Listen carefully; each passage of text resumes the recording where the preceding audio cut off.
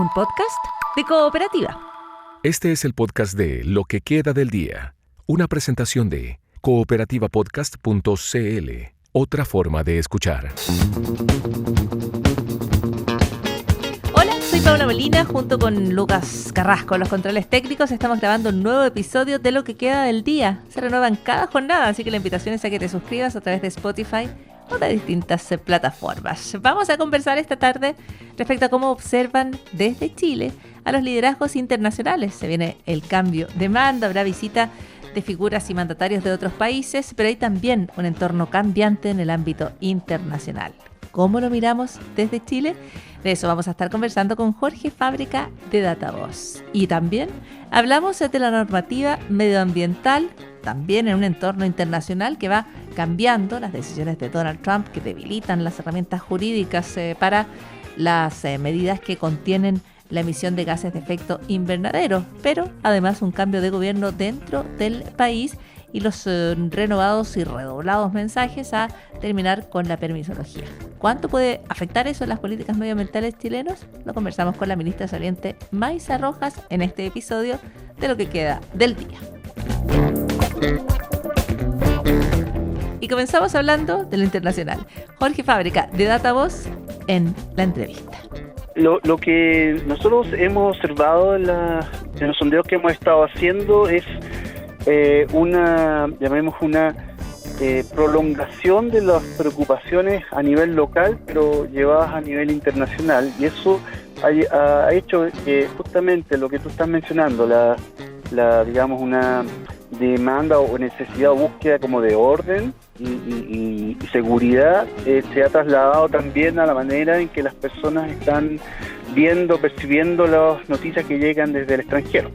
Y eso se manifiesta en que básicamente la mitad de los encuestados privilegian ese aspecto, aún en casos como controversiales, en que la soberanía de los países pueda estar en entredicho, y eso es algo relativamente nuevo en el país respecto a cómo había sido históricamente la mirada hacia afuera. Pensemos en un hecho que fue ampliamente comentado y que ha impactado muchísimo, ha revestido a Latinoamérica y al mundo, que fue la operación de Estados Unidos y la captura de Nicolás Maduro. ¿Cómo se observa en general, cómo ve la opinión pública un hecho como ese, de acuerdo a lo que ustedes logran indagar en los sondeos? Hay una visión crítica, pero al mismo tiempo comprensiva, y eso es una tensión nueva. Crítica porque efectivamente no se ve, hay una distinción en que no se ve con buenos ojos, llamémoslo así, el hecho de la intervención, ¿ya? Pero sí se ve con buenos ojos que ya no esté Maduro. Entonces esa como dicotomía está presente en las respuestas que nos entregaron los encuestados. Y Estados Unidos genera una como tensión o división en la población, pero tampoco es tan extrema que cuando le hacemos las preguntas sobre si las relaciones con Estados Unidos tienen que ser privilegiadas o tienen que privilegiarse otras relaciones, es menos la división que se produce de la que uno podría esperar entre aquellos que critican la acción de Estados Unidos. No sé si me doy a entender. Que en pocas palabras, aquellos que dicen mira, yo no me gusta este intervencionismo en la soberanía de otros países, pero las relaciones hay que mantenerlas. Entonces una visión como bien pragmática respecto de las relaciones internacionales. Ya, o sea, pueden mirar con ojo crítico una intervención como la de Estados Unidos en Venezuela en términos de la soberanía, pero tiene una mirada pragmática respecto a cómo tiene que mantenerse la relación con Estados Unidos. Eso incluso las personas que en otras partes de la encuesta hablan de que las soluciones a los problemas internacionales tienen que hacerse a través del multilateralismo, incluso ahí hay un componente significativo que está diciendo, pero las relaciones porque le preguntamos directamente sobre la intervención de Estados Unidos en Venezuela, ello no debe llevar las relaciones con Estados Unidos tienen que mantenerse de manera pragmática respecto a los intereses nacionales. Ya, tú un poco planteabas lo de Estados Unidos respecto a que hay una mirada como pragmática, ¿no es cierto? Una perspectiva como pragmática, pero pero que divide mucho a la opinión pública chilena. ¿En qué aspectos, más allá de Venezuela? ¿De qué manera los chilenos se definen frente a Estados Unidos? Mira, yo de lo que uno puede hacer como una panorama bien sintética, pero global de lo que muestra el sondeo, es que creció, como ya lo conversamos, la mirada más buscando orden y seguridad ante un mundo más incierto, ¿ya? Y la otra mirada, que es más de buscar cooperación, multilateralismo, participación de organizaciones internacionales, le hace ONU, OEA, etcétera. Esa se divide en dos grandes componentes, ¿ya? Un componente que se mantiene firme en la idea del multilateralismo y la cooperación internacional como formas, digamos, de mantener las relaciones internacionales, y otra que lo valora en el deber ser, llamémoslo así, pero que dice que esto no está funcionando, estas instituciones no están logrando su objetivo. Entonces hay como una demanda latente que está ahí presente y que no está siendo satisfecha. Entonces, ante eso se vuelven, en las otras preguntas, más pragmáticos. Bueno, si esta es la situación, hay que mirar las cosas no tan idealistamente. Entonces, la población parece estar dividida en estas dos visiones.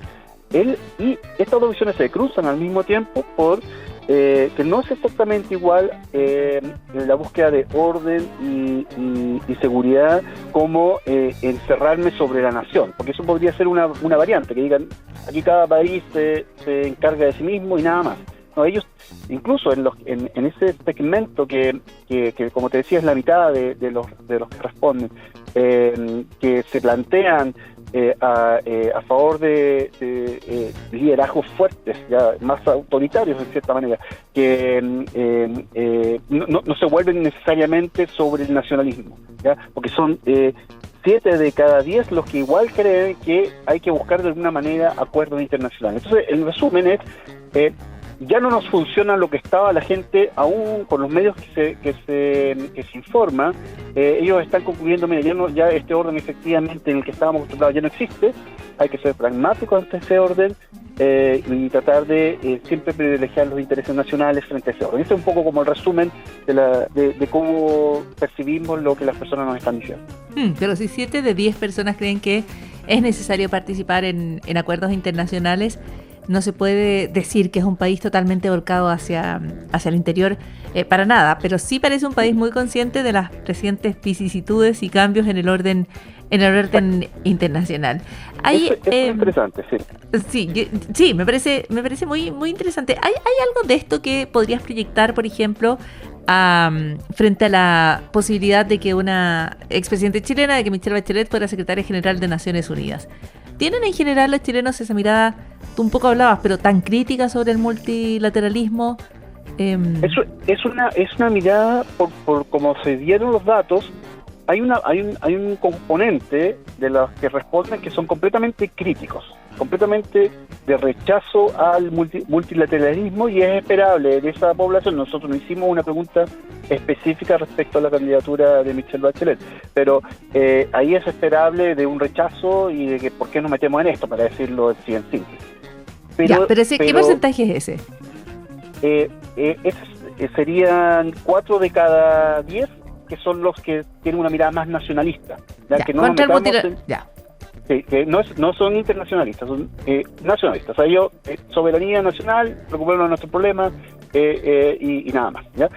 Y entonces participar de estas actividades internacionales no tiene ningún rédito y es un mal gasto, etcétera. Esa sería como la visión de esos 4 de cada 10. Pero es menos que de los que están esperando, demandando internacionalmente orden, ¿ya? Entonces, hay parte de las personas que están viendo, mira, necesitamos que esto se ordene internacionalmente, que están diciendo, pero sí nos importa que haya cooperación, que haya acuerdos internacionales. Entonces, lo que está pasando, más bien, no es un rechazo, si son 4 de cada 10, nos quedan los otros 6, ¿no es cierto? Sí. Un rechazo al multilateralismo, sino una conciencia de que no está funcionando. Y eso, el problema no es un rechazo a la cooperación internacional, sino una desafección respecto de las instituciones que actualmente internacionalmente existen. Ya, pero no existe una mayoría que esté totalmente desafecta y volcada hacia el interior, sino todo lo contrario, me da la impresión de los números que ustedes sacan. No se ve eso en estos datos, sí.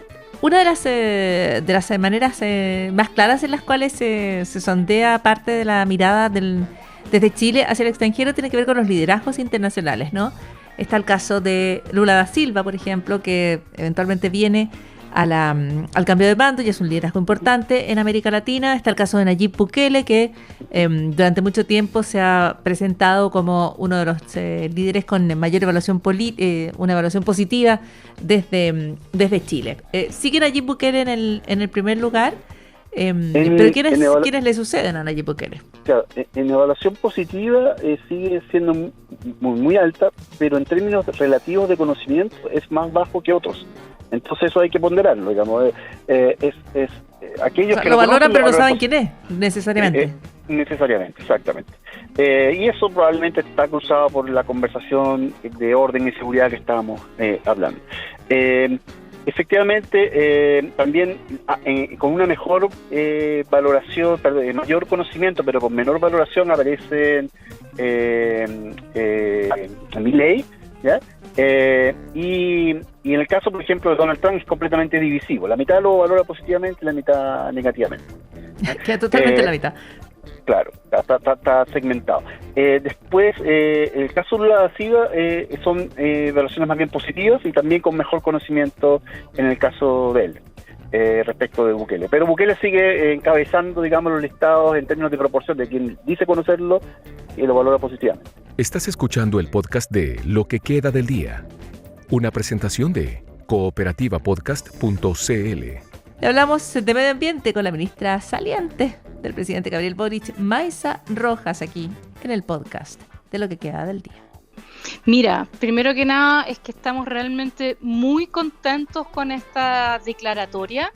Desde que pasó por el Consejo de Ministros el viernes pasado, hemos visto en las noticias, en redes sociales, mucha difusión de esta noticia, y no solamente mucha difusión, sino que mucha aceptación y mucha alegría.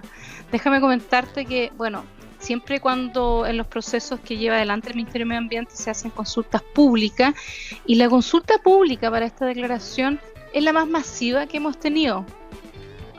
Es la más masiva. Casi 9.000 observaciones nos llegaron, y el 99,9% de las observaciones era de personas naturales, diciendo que estaban a favor de la declaración, que les parecía una excelente idea. Así que mucha aceptación, porque bueno, es una especie muy carismática y con la cual la verdad las cosas que nos identificamos bastante.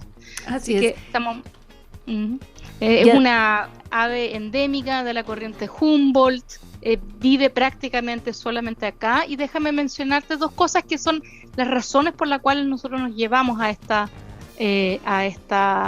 declaración como monumento natural, y es que estamos preocupados por esta especie. Estaba declarada como vulnerable, es decir, tenía bastantes amenazas, y el año pasado en el proceso de clasificación de especies la tuvimos que lamentablemente clasificar como ya en peligro de extinción, en gran medida por la gripe aviar del año 2023-2024. Ahí le pegó muy fuerte. Así es que hoy en día con esta declaración de monumento natural se prohíbe su captura, su maltrato, herir, dar muerte al pingüino de Humboldt, obviamente permitiéndose ciertas excepciones para fines de investigación.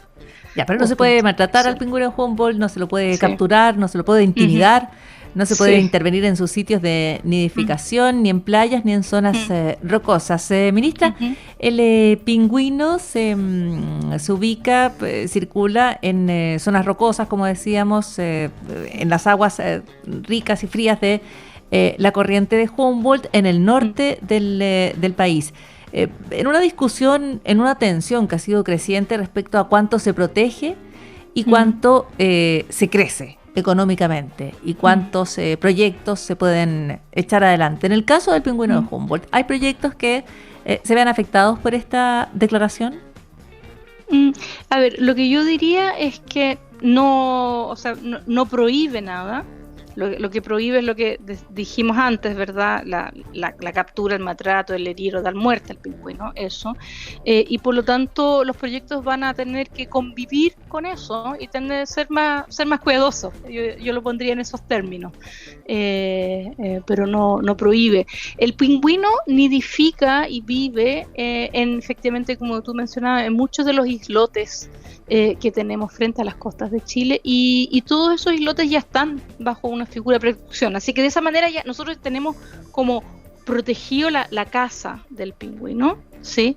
En ese sentido ahí hemos hecho ese trabajo, y ahora también tenemos un plan recoge, que es una sigla que significa restauración, conservación y gestión, donde se donde se hace una evaluación de las amenazas y se toman medidas entre los distintos servicios públicos para justamente asegurar de que no sigamos perdiendo especímenes de esta especie tan emblemática. Así que yo diría que esto es una figura adicional con la cual nosotros nos comprometemos como país de cuidarlo. ¿Cómo se vincula esto con el proceso de la minera Dominga?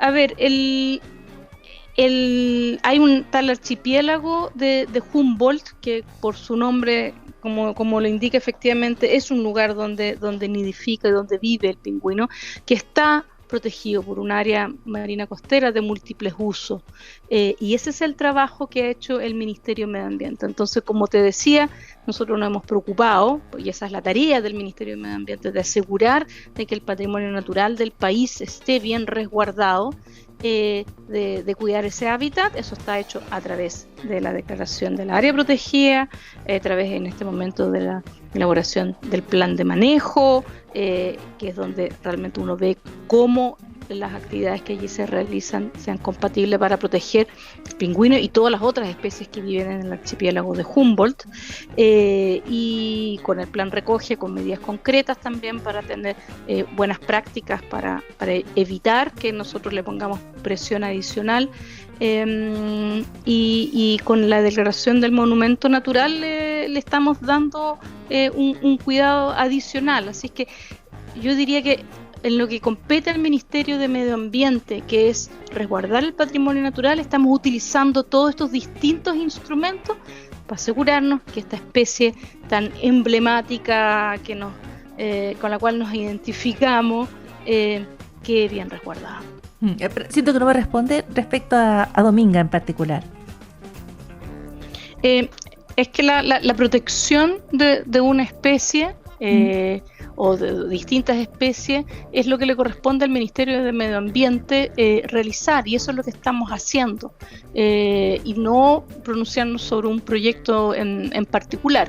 Un proyecto en particular tendrá que ser compatible con estos instrumentos de protección que existen. Yo creo que esa es la parte como importante, y este es el foco que tiene el Ministerio de Medio Ambiente y que he tenido yo en todos estos 4 años que he sido ministra del Medio Ambiente. Pensando precisamente, ministra Maísa Rojas, que ese periodo va cerrándose y que el nuevo gobierno tiene un distinto signo político, tiene distintas prioridades y una mirada distinta respecto al rol del Estado, a la importancia del crecimiento económico en relación, por ejemplo, a aquellas cuestiones que se han descrito como permisología, ¿no es cierto? Hay un debate respecto a modificar el sistema de evaluación de impacto ambiental, por ejemplo. ¿Cómo ve usted esa conversación? ¿Cuáles son sus aprensiones, por ejemplo, respecto al CIA? Ya, mira, yo lo primero que quisiera decir, y esto es algo que hemos dicho desde el día 1 como gobierno y yo como ministra de Medio Ambiente, es que el cuidado del medio ambiente y el crecimiento de un país tienen que hacerse de una manera armónica y tienen que ser compatibles, ¿ya? Y lo son. De hecho, yo diría que el desarrollo del país está fuertemente vinculado a abordar las crisis medioambientales que estamos viviendo. Y eso se manifiesta en que tenemos una ley marco de cambio climático, que es una manera en que estamos enfrentando el cambio climático, y en esa aplicación de la ley marco de cambio climático hay un potencial de desarrollo del país y de crecimiento económico muy importante y muy relevante. Así que eso yo lo primero que quisiera decir, de que ambas cosas van de la mano. Y con respecto a de cómo ese desarrollo se hace de manera ágil, moderno, eficaz y eficiente, efectivamente nosotros también trabajamos desde el día 1 una reforma al sistema de evaluación de impacto ambiental que ya tiene sus años, y que para hacerse cargo del desafío que estamos viviendo tiene que efectivamente reformarse. Ese proyecto avanzó en el Congreso y seguro que el próximo gobierno lo va a tomar para seguir avanzando y que podamos llegar a tener una reforma que asegura que el sistema de evaluación de impacto ambiental, sin bajar los estándares medioambientales, entendiendo que tenemos una crisis ambientales importante, igual nos permita tener un sistema que sea ágil, moderno, eficaz y eficiente. Ya, ¿usted cree que la institucionalidad ambiental que hoy rige en Chile permite compatibilizar inversión y protección? ¿O cree usted que ese equilibrio se va a tensionar bajo el próximo gobierno? Yo estoy convencida de que es necesario y de que es posible ambas cosas. Y tenemos un par de ejemplos. Hace muy poquito estuvimos en el evento de hito de la primera piedra de un proyecto bien icónico, que es la línea de transmisión que se llama Quimallo Aguirre, que es una línea de transmisión que recorre 5 regiones del país. Es el proyecto más grande que ha tenido que evaluar el CEA, uh-huh. y que es una condición habilitante para enfrentar el cambio climático, ¿ya? Entonces a mí me interesa que esa línea de transmisión exista, porque va a permitir asegurar que la energía renovable llegue que se genera especialmente en el norte de Chile, llegue a la zona central. Y ese proyecto se demoró menos de 2 años, menos de 2 años en evaluación. Y es un proyecto gigante, lo que demuestra que cuando un proyecto está bien planteado, cuando es un buen estudio, cuando está bien hecho, con buena participación, con conversación proactivamente, las cosas fluyen, y por lo tanto yo diría que nuestro sistema es capaz de hacer eso, pero también tenemos claro, y por eso estábamos tramitando un proyecto de ley que ya ahora ya le va a tocar a la próxima administración seguir adelante con él, de que hay cosas que son perfectibles, y por eso nosotros presentamos un proyecto, y ese proyecto se discutió, y es de los últimos 3 gobiernos el proyecto que además más ha avanzado en su tramitación. Estamos conversando con la ministra del Medio Ambiente, Maisa Rojas. En general, y un poco más allá de lo que pase en Chile, las tensiones que enfrentemos en el país, en el mundo hay pasos atrás, uno podría decir, bien importantes desde la presidencia, ¿no? Desde las declaraciones de Donald Trump, por ejemplo, frente a Naciones Unidas, apuntando a más que dudas respecto a el efecto de la acción humana en el calentamiento del planeta y en general al aumento de la temperatura global. En su impresión, son retrocesos importantes en materias respecto a las cuales ya existía un consenso científico. ¿Cómo ve el desafío que enfrenta el mundo cuando una de las principales potencias toma una declaración como esa de parte de su principal liderazgo, digamos, la figura presidencial? A ver, lo primero que quisiera decir es que efectivamente la existencia, la realidad y la profundidad de los impactos del cambio climático no están en discusión, porque existe amplia evidencia científica hace mucho tiempo, y por lo tanto no se puede negar. Y como ministra de Medio Ambiente y como climatóloga, eso es lo primero que quisiera decir. Diría algo adicional.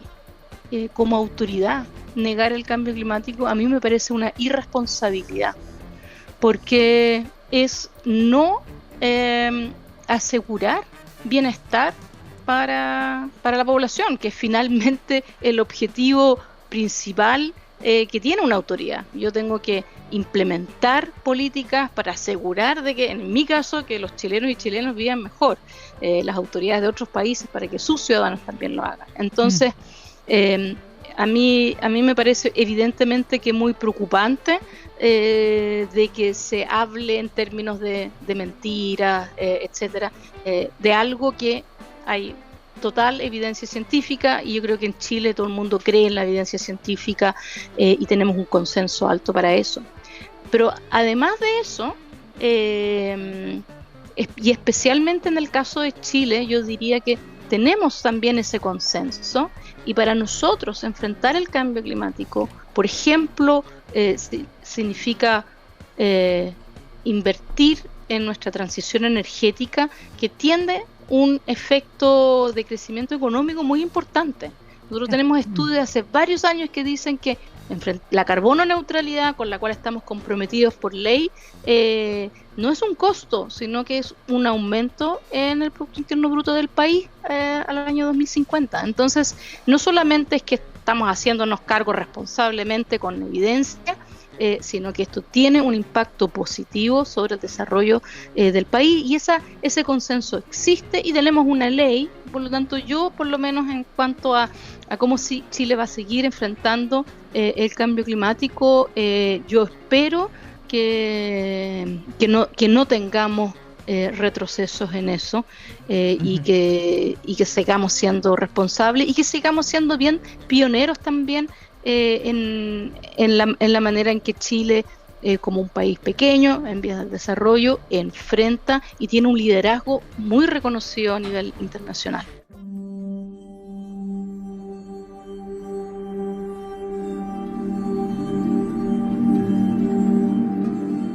Continuamos en lo que queda del día y nos vamos hasta California, porque en una playa al norte de California, en Estados Unidos, apareció uno de los peces más raros del mundo. En la bahía de Bodega apareció lo que a la distancia asemejaba a un lobo marino, pero resultó en realidad ser un pez luna, una especie de pez luna que hasta hace pocos años ni siquiera estaba descrita por la ciencia. Mide casi 2 metros de largo, casi 1 metro de ancho, y es identificado como un molatecta, o una especie muy inusual de pez luna que se describió recién en el año 2017. Hay un grupo de peces luna, son peces enormes, pueden pesar más de 2 toneladas, tienen el cuerpo como liso, tienen ciertas protuberancias en la cabeza y habitan en general en el hemisferio sur, no cerca de California. Se asocian a corrientes frías, como nuestra corriente de Humboldt, frente a Sudamérica. Así que encontrarlo en California fue una sorpresa. Lo que puede estar diciendo este pez luna es que a lo mejor hay un mapa desconocido de la distribución de estos peces que habitan en oscuras profundidades marinas. A lo mejor estos peces cruzan el planeta, cruzan el Ecuador, se van al norte, mucho más habitualmente de lo que se sabía. O a lo mejor tienen una ruta migratoria que todavía no se conoce. Cada cierto tiempo en distintas partes del mundo varan algunos peces lunas. No se sabe por qué. Una corriente marina, una tormenta, un pez luna desorientado, una lesión, una colisión. Y cada aparición aporta nuevos datos sobre su tamaño, sobre su ubicación, que es información para comprenderles mejor. Así que aparece un pez luna allá lejos en California, en vez de en las aguas frías del Pacífico Sur. Y esa sorpresa también es parte de lo que queda del día. Aquí termina el podcast de Lo que queda del día. Lo escuchas en vivo de lunes a viernes desde las 4 de la tarde en Radio Cooperativa. Y todos los días en cooperativapodcast.cl.